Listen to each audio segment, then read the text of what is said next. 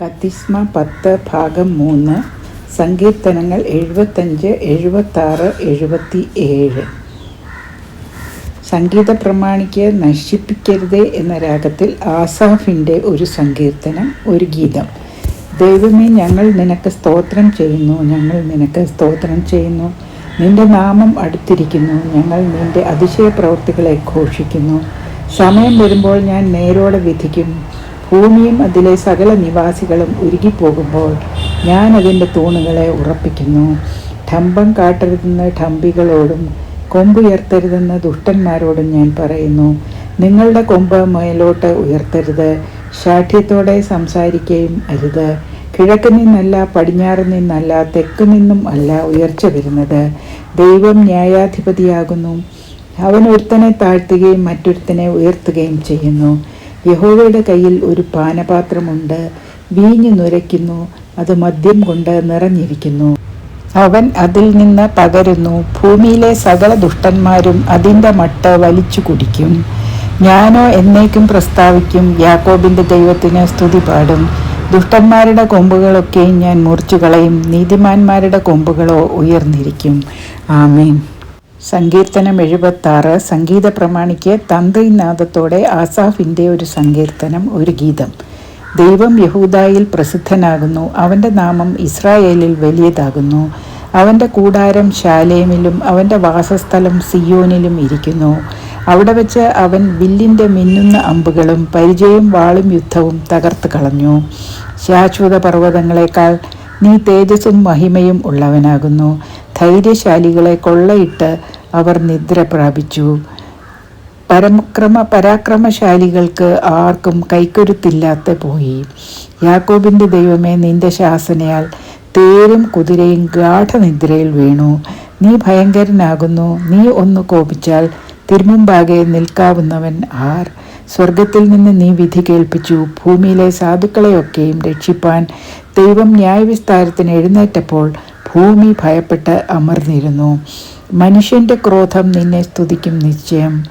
ക്രോധശിഷ്ടത്തെ നീ അരയ്ക്ക് കെട്ടിക്കൊള്ളും. നിങ്ങളുടെ ദൈവമായ യഹോവയ്ക്ക് നേരുകയും നിവർത്തിക്കുകയും ചെയ്യുവിൻ. ചുറ്റുമുള്ള എല്ലാവരും ഭയങ്കരനായവനെ കാഴ്ച കൊണ്ടുവരട്ടെ. അവൻ പ്രഭുക്കന്മാരുടെ പ്രാണനെ ഛേദിച്ചു കളയും. ഭൂമിയിലെ രാജാക്കന്മാർക്ക് അവൻ ഭയങ്കരനാകുന്നു. ആമീൻ. സങ്കീർത്തനം 77. സംഗീത പ്രമാണിക്ക് യഥുധൂന്യ രാഗത്തിൽ ആസാഫിൻ്റെ ഒരു സങ്കീർത്തനം.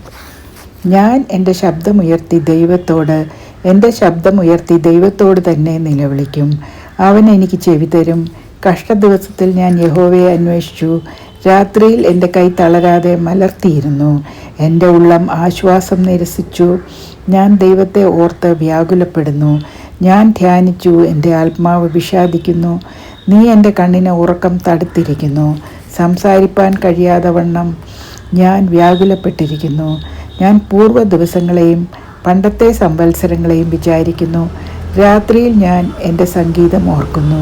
എൻ്റെ ഹൃദയം കൊണ്ട് ഞാൻ ധ്യാനിക്കുന്നു. എൻ്റെ ആത്മാവും ശോധന കഴിക്കുന്നു. കർത്താവ് എന്നേക്കും തള്ളിക്കളയുമോ?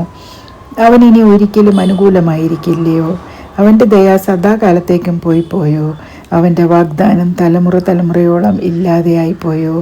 ദൈവം കൃപ കാണിപ്പാൻ മറന്നിരിക്കുന്നുവോ? അവൻ കോപത്തിൽ തൻ്റെ കരുണ അടച്ചു കളഞ്ഞിരിക്കുന്നുവോ? എന്നാൽ അത് എൻ്റെ കഷ്ടതയാകുന്നു. അത്യുന്നതൻ്റെ വലം കൈ വരുത്തിയ സംവത്സരങ്ങൾ തന്നെ എന്ന് ഞാൻ പറഞ്ഞു. ഞാൻ യഹോവയുടെ പ്രവൃത്തികളെ വർണ്ണിക്കും. നിന്റെ പണ്ടത്തെ അത്ഭുതങ്ങളെ ഞാൻ ഓർക്കും. ഞാൻ നിന്റെ സകല പ്രവൃത്തിയെയും കുറിച്ച് ധ്യാനിക്കും. നിന്റെ ക്രിയകളെക്കുറിച്ച് ഞാൻ ചിന്തിക്കും. ദൈവമേ, നിന്റെ വഴി വിശുദ്ധമാകുന്നു. നമ്മുടെ ദൈവത്തെ പോലെ വലിയ ദൈവം ആരുള്ളൂ? നീ അത്ഭുതം പ്രവർത്തിക്കുന്ന ദൈവമാകുന്നു. നിന്റെ ബലത്തെ നീ ജാതികളുടെ ഇടയിൽ വെളിപ്പെടുത്തിയിരിക്കുന്നു. തൃക്കൈ കൊണ്ട് നീ നിന്റെ ജനത്തെ വീണ്ടെടുത്തിരിക്കുന്നു, യാക്കോബിൻ്റെയും യോസേഫിൻ്റെയും മക്കളെ തന്നെ. ദൈവമേ, വെള്ളങ്ങൾ നിന്നെ കണ്ട് ഭ്രമിച്ചു. ആഴികളും വിറച്ചുപോയി. മേഘങ്ങൾ വെള്ളം ചൊരിഞ്ഞു. ആകാശം നാദം മുഴക്കി. നിന്റെ അസ്ത്രങ്ങൾ പരക്കെ പറന്നു. നിന്റെ ഇടിമുഴക്കം ചുഴലിക്കാറ്റിൽ മുഴങ്ങി. മിന്നലുകൾ ഭൂതലത്തെ പ്രകാശിപ്പിച്ചു. ഭൂമി കുലുങ്ങി നടുങ്ങിപ്പോയി. നിന്റെ വഴി സമുദ്രത്തിലും നിന്റെ പാതകൾ പെരുവെള്ളത്തിലുമായിരുന്നു. നിന്റെ കാൽച്ചുവടുകളെ അറിയാതെയും ഇരുന്നു. മോശയുടെയും അഹറോൻ്റെയും കൈയാൽ നീ നിൻ്റെ ജനത്തെ ഒരു ആട്ടിൻകൂട്ടത്തെ പോലെ നടത്തി. ആമീൻ.